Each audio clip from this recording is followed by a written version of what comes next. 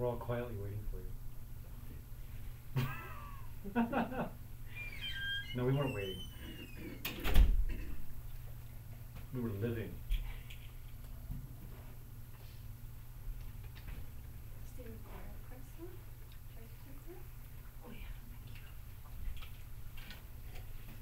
It's on.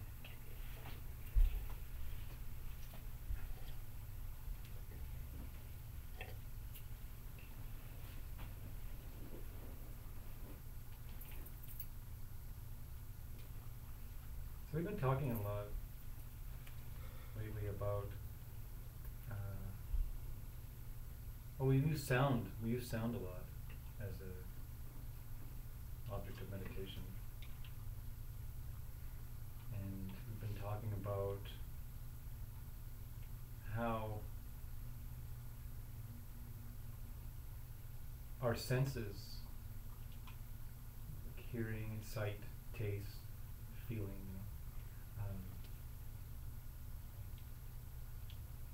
that they're doorways.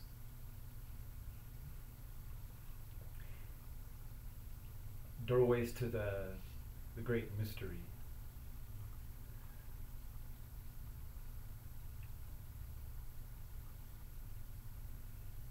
It's hard to use a word. It's hard to, it's, I don't ever like saying things like a doorway to the divine. Because immediately, right?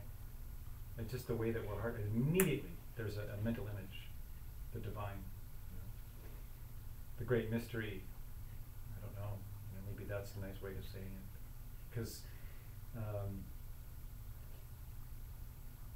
Because there is no explaining it. There is no way to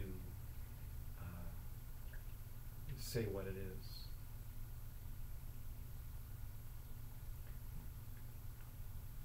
But it's the thing that we are.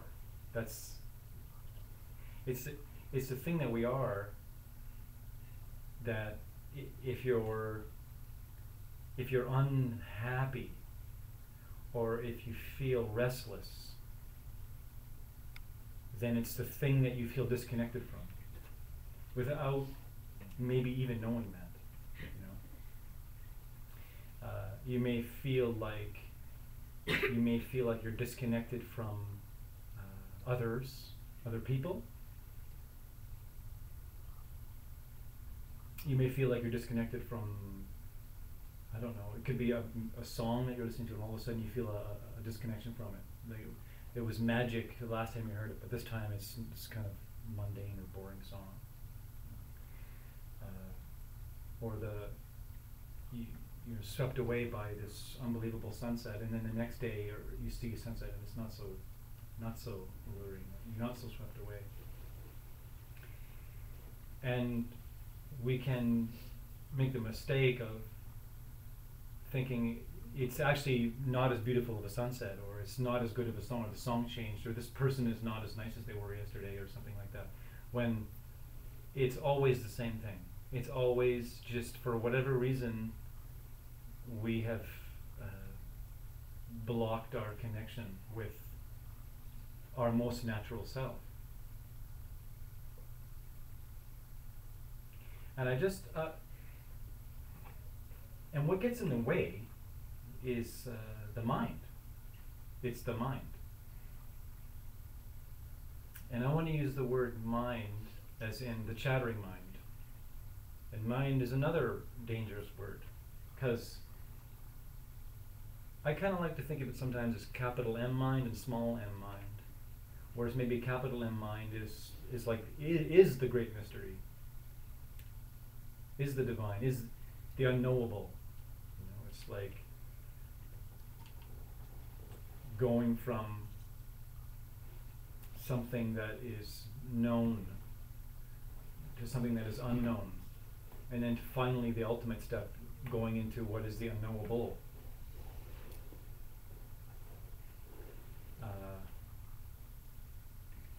And so it's the mind that always just gets involved and turns off or overshadows or veils the raw, unobstructed experience of something.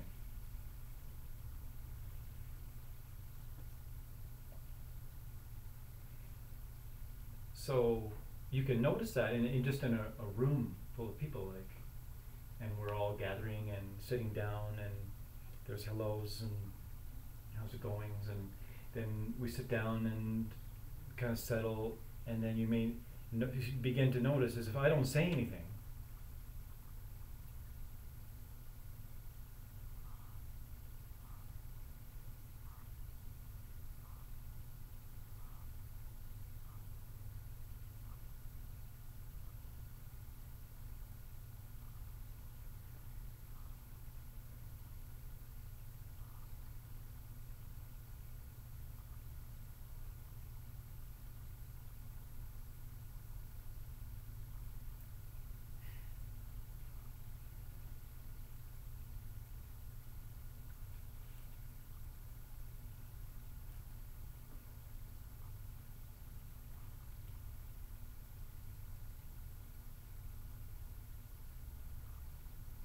It's almost too much. You know, it's always just, we're swimming in it all the time.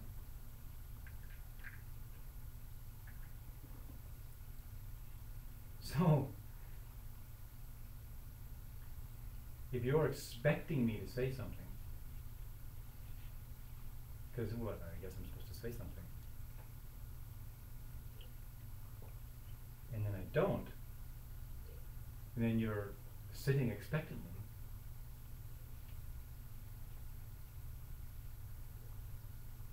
then you can start to actually really hear something.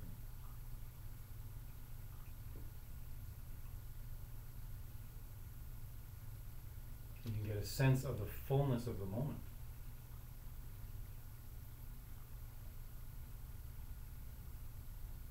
That's always there. It's always there. Life itself is just pregnant with it's too much to take. The bliss of it, if you just pay attention.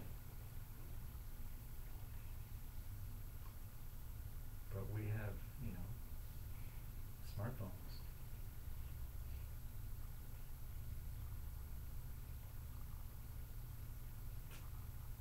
So I just want to read out of this book that I'm reading right now about. It's Osho. Does anyone know Osho? Also known as Rajneesh. Very controversial Lama. But I really like his books on the Tao.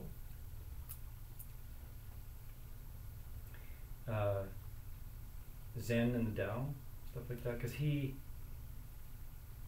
seems to have a great affinity for it. And I really like the way that he talks about the mind.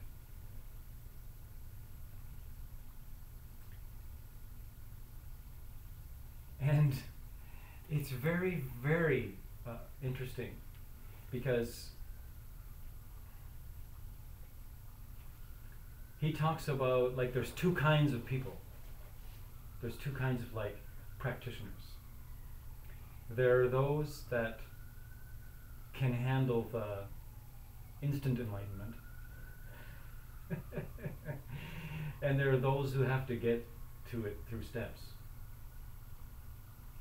And he's saying, if you want instant enlightenment, then you have to go like the Zen way, or the Tao way, the Sozan way, one of his favorite writers of Zen.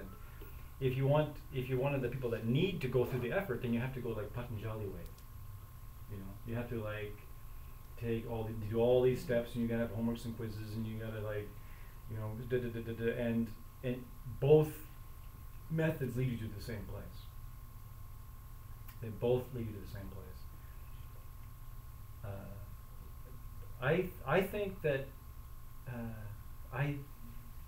I've done a lot of studying, and I think it took me a lot of studying to even be able to understand what he means by that. What he means that, because all the studying and meditating, if it's being absorbed in the correct way should take you to a place where you release all of it. You let it all go. And then you have the meaning. And you don't need the books anymore. But if you can let go and surrender the mind into your natural presence, you can just become enlightened. You can just like wake up. But we have so many doubts. We have like this infrastructure of mental activity that is telling us the opposite all the time. Competitive nature that keeps us from the present moment. I mean, I know there's lots of times we've done meditations in here, and especially I think the ones with sound, where something in the senses of the ears disintegrates the boundary. Suddenly you're no longer your body, and you're just all experience. And you know, the sound of a bird outside or the sound of a car passing is suddenly this profound experience. And in that moment, your experience is, you're experiencing like spontaneous, you're experiencing yourself spontaneously. There's no mind inhibiting the bliss of the experience. And then the mind just begins to work its way in and starts to wash over it, and then back to hustle bustle, and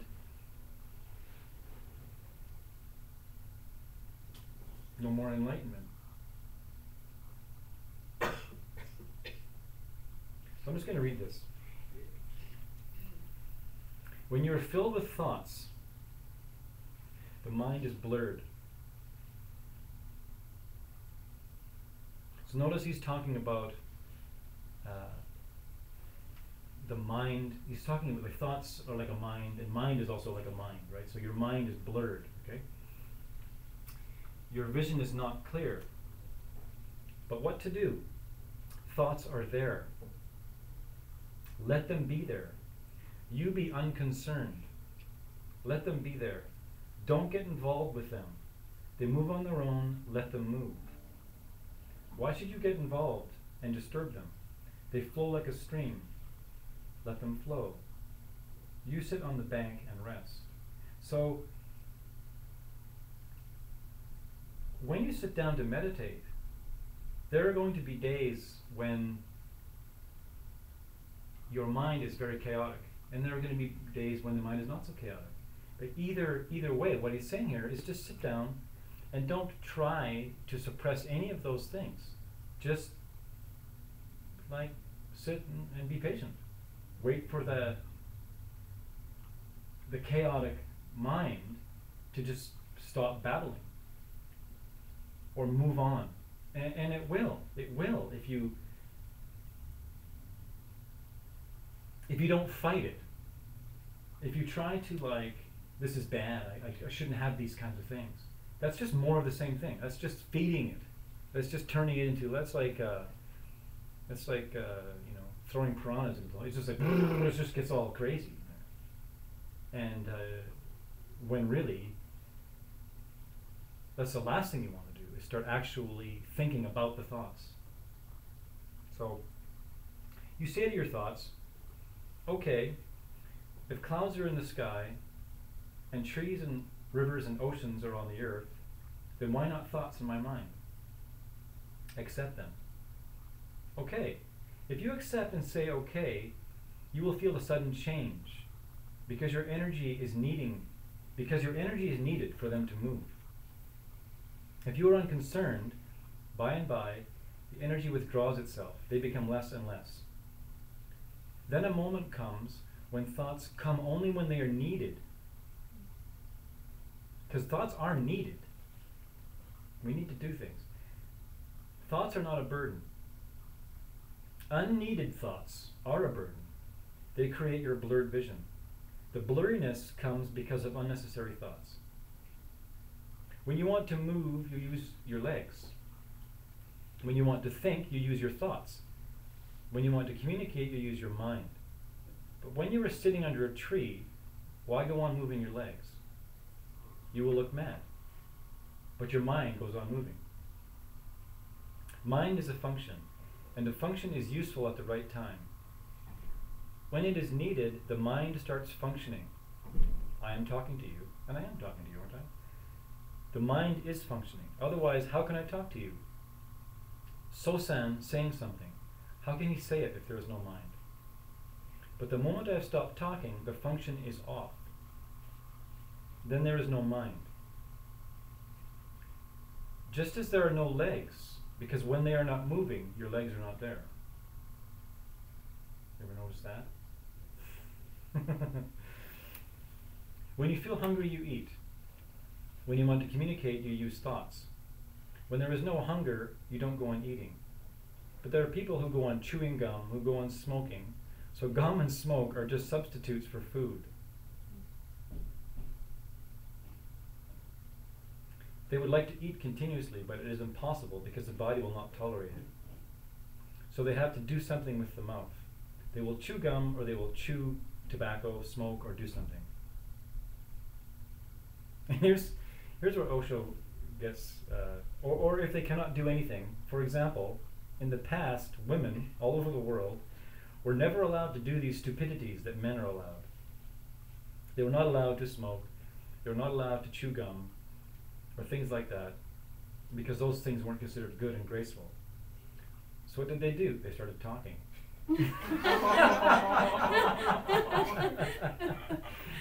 So this is where Osho started getting in trouble. That's why girls talk more. Oh, Osho. Because a substitute is needed. The mouth must go on. They start talking. You cannot find two women sitting and not talking with each other. No, sorry, Amanda, because here it comes. Unless they are English women. They're not women at all. So much has been suppressed in them, they have become just like zombies. This guy for real? He's unforgettable, isn't he? Otherwise, women go on chattering. Just like birds in the trees, they go on chattering. So, I didn't say that. Just the other day, I don't agree with anything he's saying there, except for, it's obvious what he's implying, right? Isn't it? He's implying something, and of course men would have their own version of that, which I guess he's saying is smoking. Not anymore. I don't know what it is anymore. Anyway, there is no division like that. So, you see people sitting in a theater. They will go on moving their legs. Why are they sitting there? They should go and take a walk. But they're doing both. They cannot sit silently. And this is what is happening to your mind. Mind is good in itself. Everything is good in itself, in its place. Then everything fits. The shoe fits perfectly when everything is in its place. When mind is needed, use it. When it is not needed, put it aside. You remain the master, and everything is a function. Now here we go. But the mind has taken over. Whatsoever you are doing, it goes on and on. If you cannot turn your radio off, as if you cannot turn your radio off, the knob is broken. It remains on and on. You are resting, you are eating, you are making love, and the radio goes on and on. And you have to continue, and you have to continuously tolerate it. This is what we've been talking a lot about, is the fact that by and by you become oblivious to the fact that the radio remains on, and you simply don't listen. And that's why when you start meditating, and I'm telling you, I've been teaching meditating for a while, I've been meditating for a long time, and time again, whoever starts meditating always says, am I going crazy?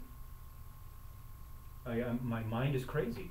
It's just that they've noticed this thing, and that they've pushed it away and tried not to listen to it, and they're tolerating it. And then suddenly they become aware of the thing, and they go, oh my God, That's what's happened to your mind. It goes on and on. You don't know where the knob is to turn it off, so you don't listen. You simply tolerate it, neglect it. You have taken it for granted, as if it is going to be so. This is not so. Otherwise, a Buddha cannot happen. And when I say this, I say it through my own experience. It is not so. The knob can be replaced. That is all that meditations do. They don't lead you to enlightenment. They simply replace a knob that is not there, or broken, or stuck. Or it is still there, but you don't know how to use it. Meditation is a technique, and the technique can help only some function, not your being. You see? Your being, your presence is present and is being outside of meditation. Before meditation was ever a concept, you were there. So no meditation leads you to being directly, it simply fixes your functions. The shoe fits perfectly and you're enlightened. I don't know how to pronounce this. Shuangzu or Huangzu. Huangzu is right. When the shoe fits, the foot is forgotten. It's a beautiful statement, right? When the shoe fits, the foot is forgotten. When every function fits, the body is forgotten.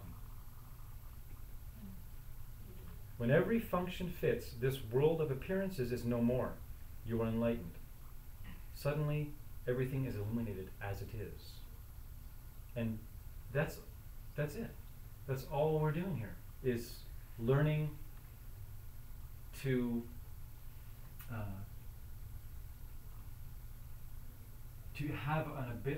have some kind of way to let the mind be what it's supposed to be for us and not cloud our own enlightenment.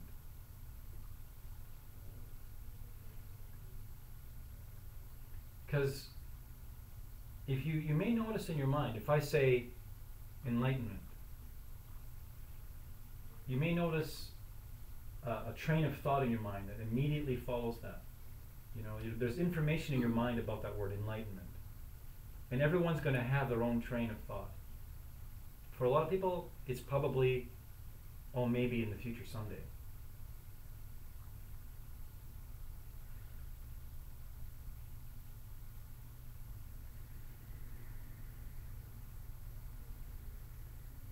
But enlightenment is now.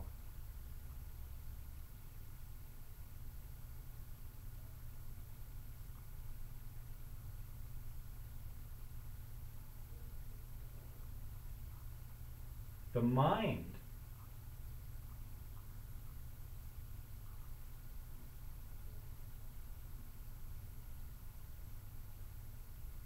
that is not functioning properly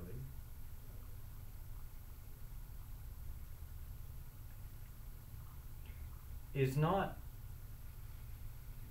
in the way. It's not like not enlightenment. It's just something that you will use in an enlightened manner, as an enlightened presence.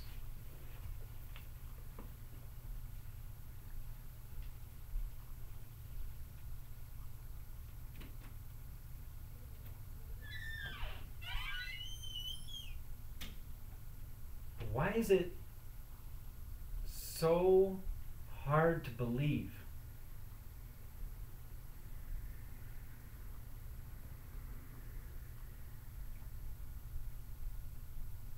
What do you need? What do we need to see? What do we need to not believe that is bombarding us in our minds?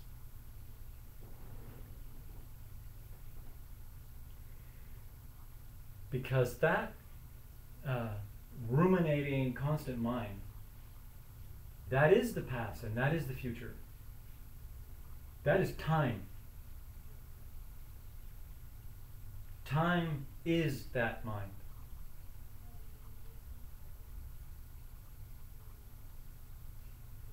So, when someone says enlightenment, even the very word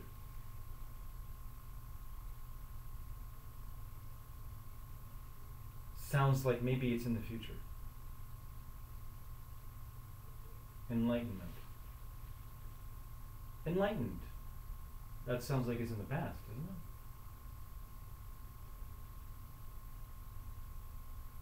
She is enlightened. Sounds like something happened a while ago. Right? He will reach enlightenment. Sounds like something that's going to happen later. Neither one of those are possible.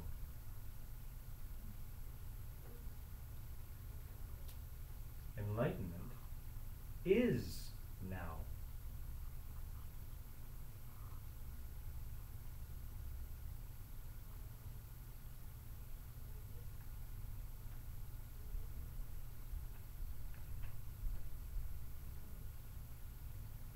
It's a pain in the ass, really.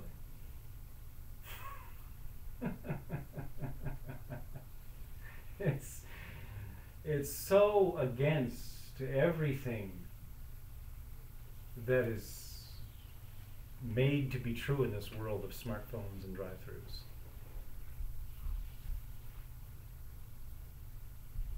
Or is it? Can't you order a burger?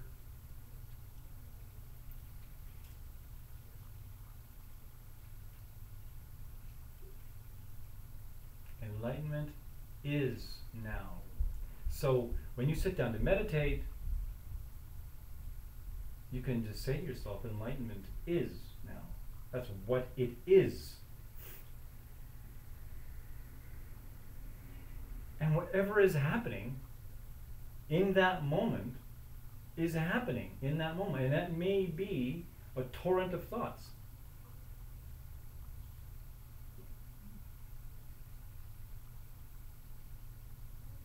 And you can observe them like watching any other thing that you may watch, like a television show or a dream or fish from the wharf or clouds from the sky, because you're not that, just like you're not anything else that you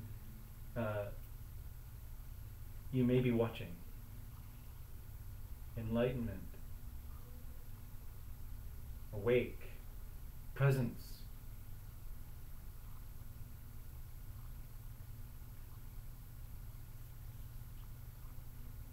Still got to pay your taxes, right, Sharon? I think. Yeah.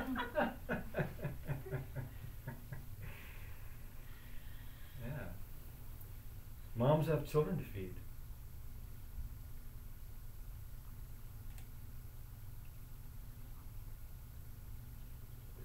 Anyways, why don't we do a meditation?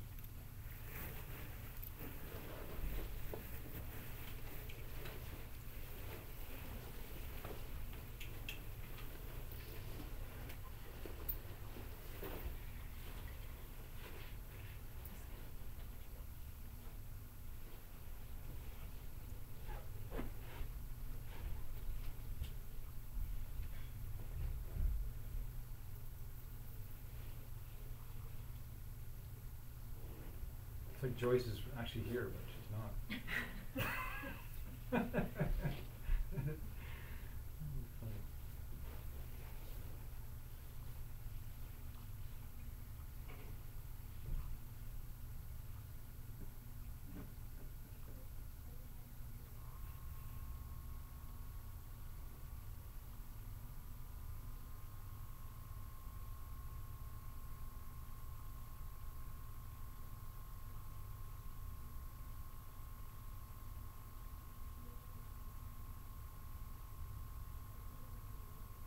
So begin paying close attention to the connection of your body to whatever surface your body is resting upon.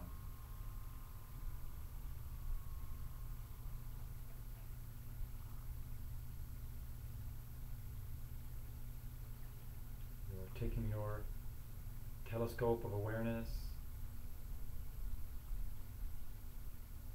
your spotlight of awareness, and you're shining it upon the places where your body meets the floor, the chair, the cushion.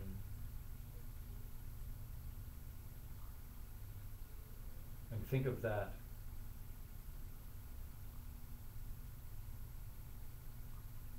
as a very earthy sensation.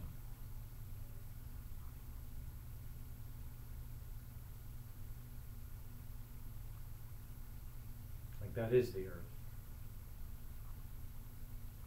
It is the only earth.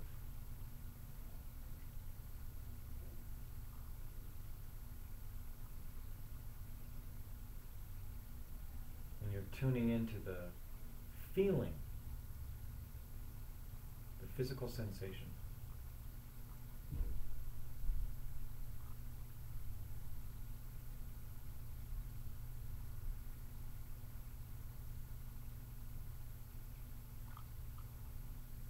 Just as a way to pull the mind here and now.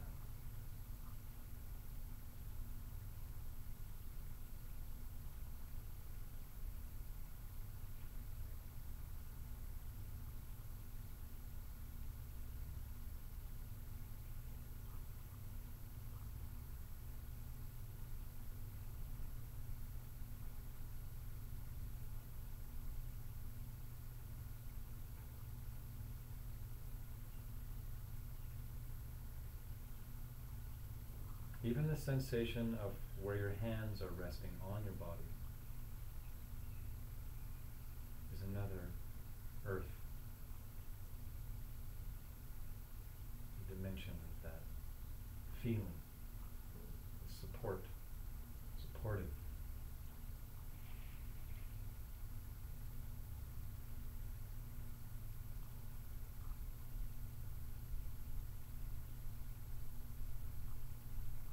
And to use that sense of feeling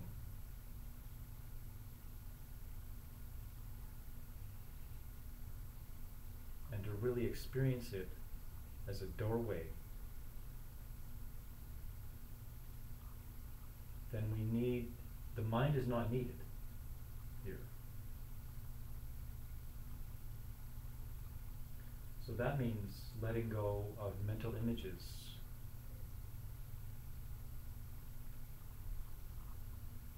It could be, oh, that's the feeling of my ankles touching the blanket. That's the feeling of my hips touching the cushion. And a mental image that comes with that. So we try to let go of those images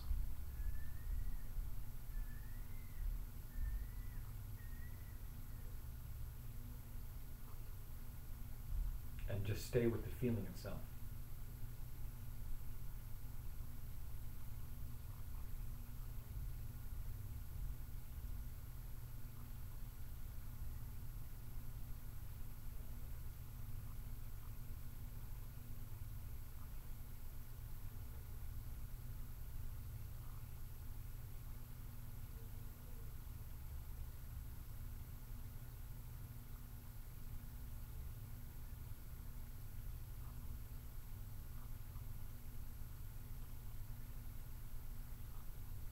Now begin to notice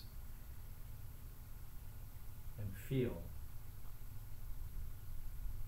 your whole body as it undulates with the natural cycle of your breath.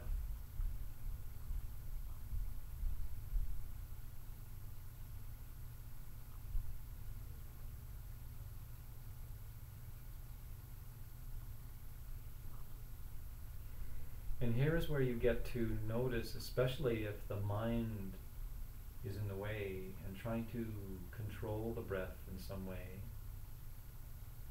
trying to change the breath or have an opinion about the breath.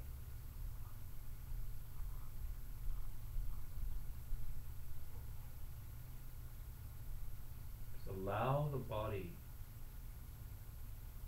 to be in its natural breath state, wherever that is at this moment.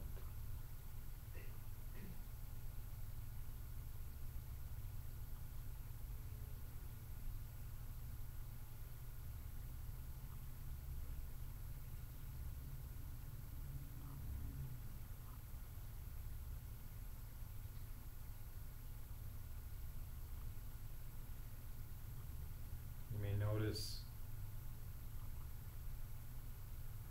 more sensation in some areas than others.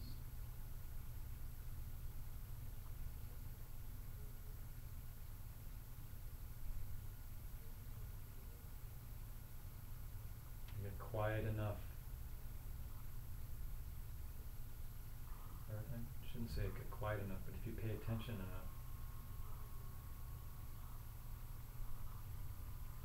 you may feel the subtle undulations all over your body.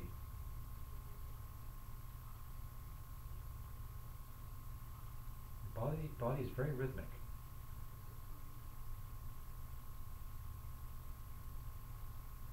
It ebbs and flows with life. It's part of it.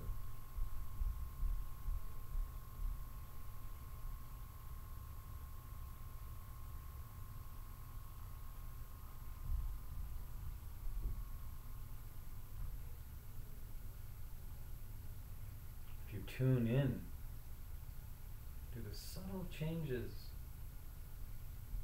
fluids flowing, the breath moving, the light moving, it can be like standing on a corner of Robson and Granville. A lot of activity coming and going.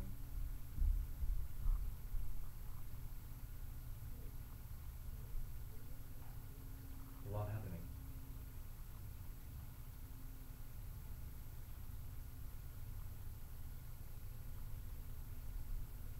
Or it can be like standing in the middle of a forest.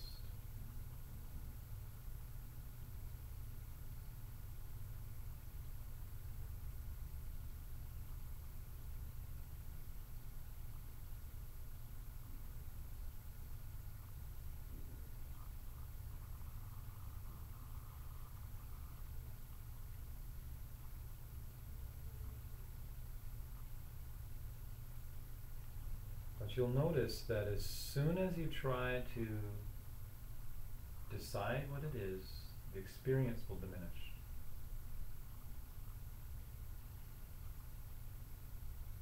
So don't let the mind come in, start to label things, categorize things. Just have the moment.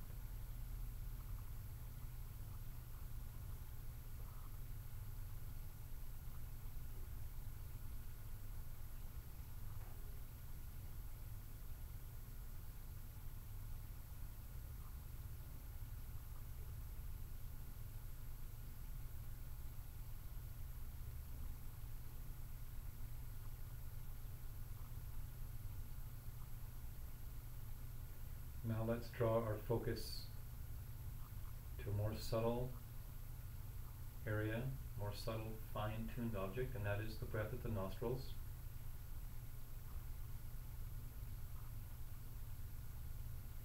So now we're focusing the mind's spotlight of awareness at the tip of the nostrils and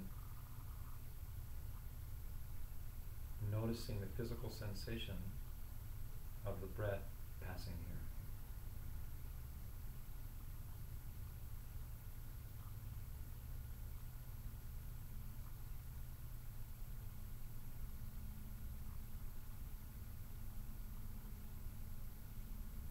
And again, if you want to use it as a doorway to the great mystery,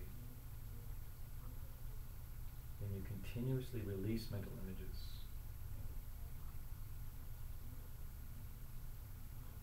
You can do a method of, as you inhale, you're brightening your focus on the feeling of the nose, and as you exhale, you're exhaling the mental image away of your nose, or anything associated with that.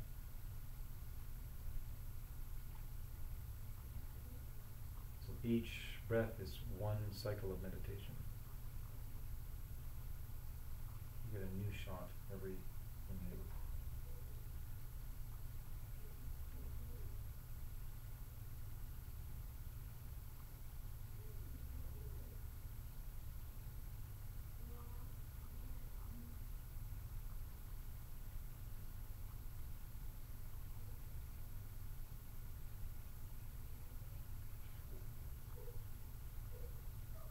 Now, hopefully the mind is somewhat subdued, or totally subdued. We'll pull even further inward to even more subtle object, and that's to the droplet of light, tiny droplet, pinpoint droplet of light, at the center of the head. You can get there by thinking of the point between your eyebrows first, and then drawing back inwards towards the center of your head.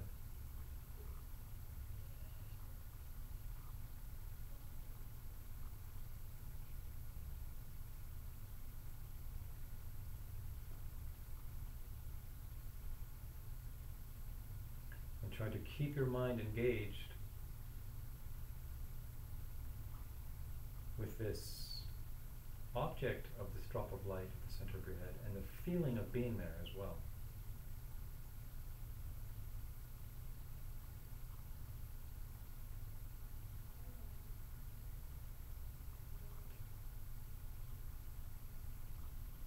Like you are focusing on the center of your radiance. Like you are focusing on the center point of your illumination.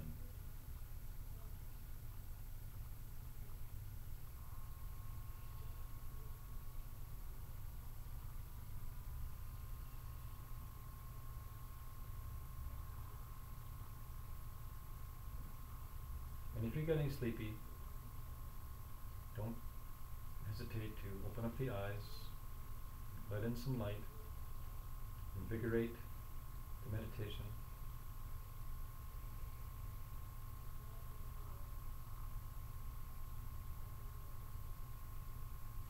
This can be very relaxing if you've been busy.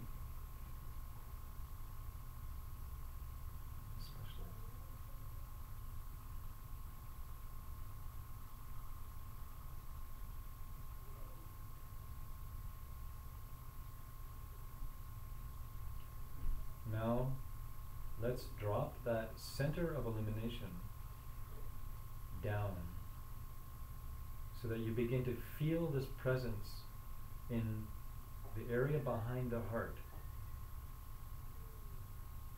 So you think of it as a heart-centered focus, but it's near the back of your body,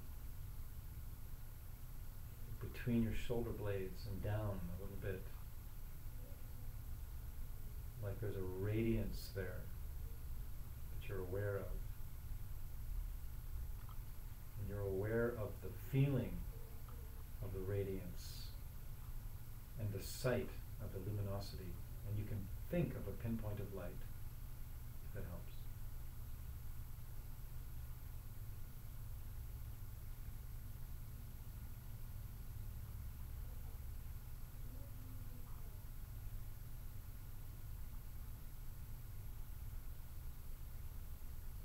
And just notice what you're feeling. How does it feel to suddenly have your focus in this part of your body?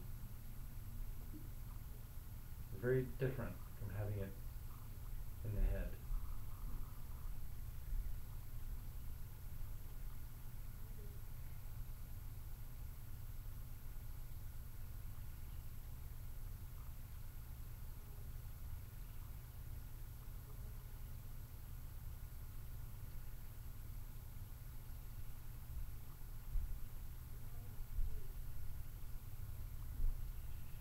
Now with your focus contained here at the heart,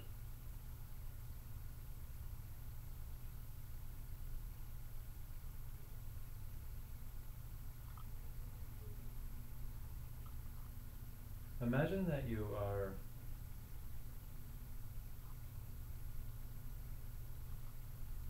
a continuous waterfall. That you are in a state of continuously releasing.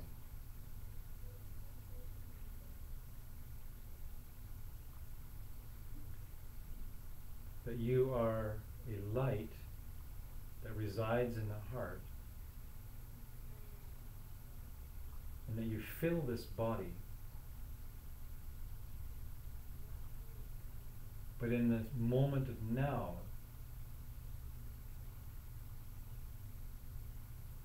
you are continuously opening to the moment by releasing. It's like releasing preconceived ideas, surrendering yourself.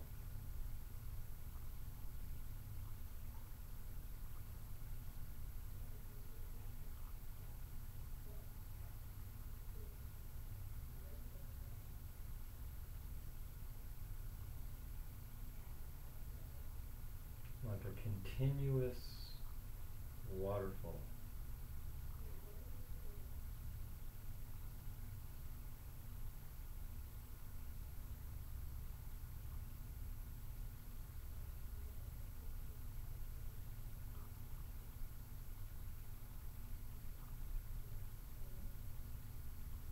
And notice if that brings up anything for you, if there's any fear or resistance to letting go. If there's any fear of wanting to hold on to something.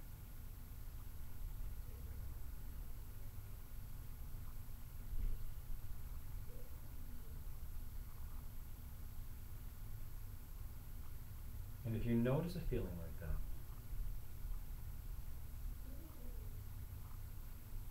make that feeling your new object of your meditation.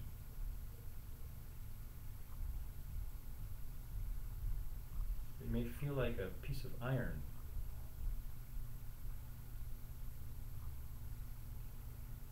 stuck,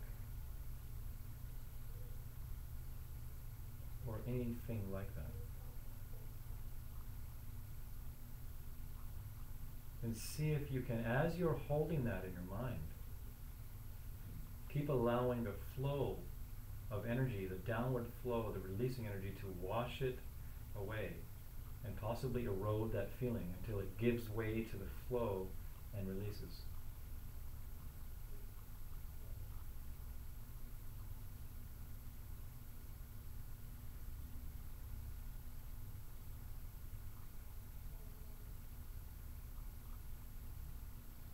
And it might not get washed away.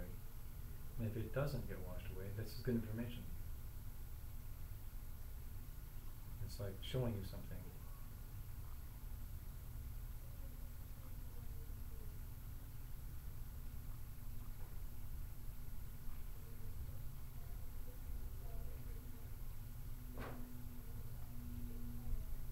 It's like a knot of past and future tied up there.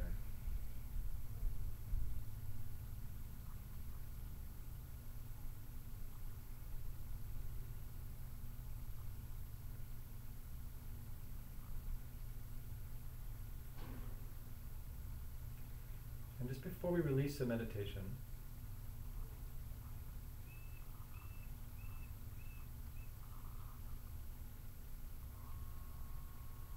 in your mind's eye, see everyone that's in the class. That's in the room.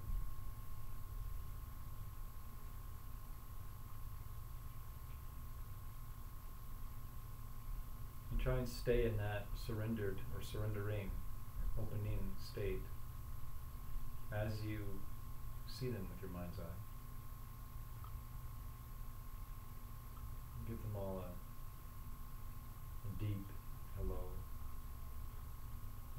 appreciation, a gratitude.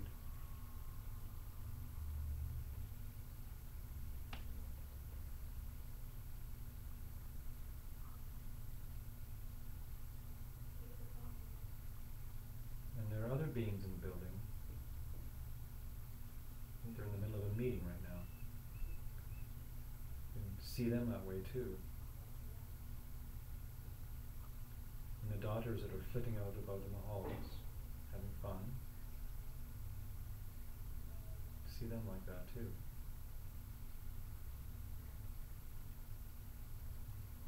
Just say hello. We're all together.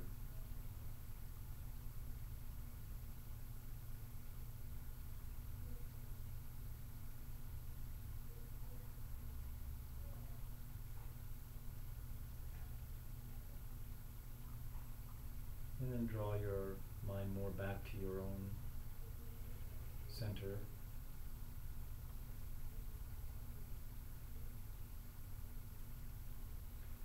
And then we'll slowly open the eyes, but being very gentle to come out of meditation. Always, always gentle coming out. You don't want to have an abrupt transition. Really in the hopes that there is no transition.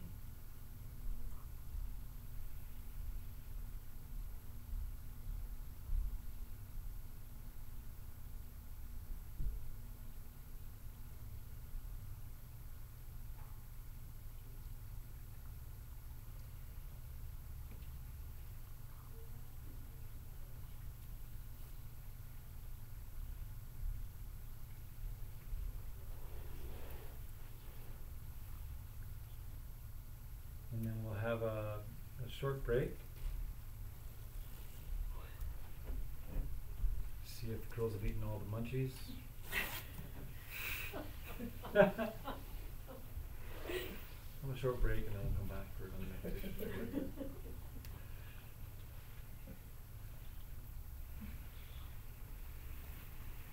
I found it very interesting to watch my reaction when it got louder. Mm-hmm. The mom, right? Yeah. Responsible for the Yeah. noise or something. Yeah. Yeah. I mean, the meditation was already quite long. I was going to try and use it, which would have been, you can do a meditation in the noisiest place on earth, and it's like you start to hear those sounds. It's like birds, and then you can get quite blissed out, and then even the sounds of their voices, you can't quite make out the words. It's some kind of like divine play of sound, and you're like, oh, thanks. Right? It's like better than I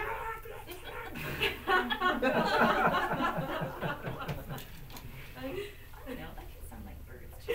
Not that there's anything wrong with that. I'm not saying. I'm just saying. I'm just saying is all. See, we'll have a short break, about 5 minutes or so.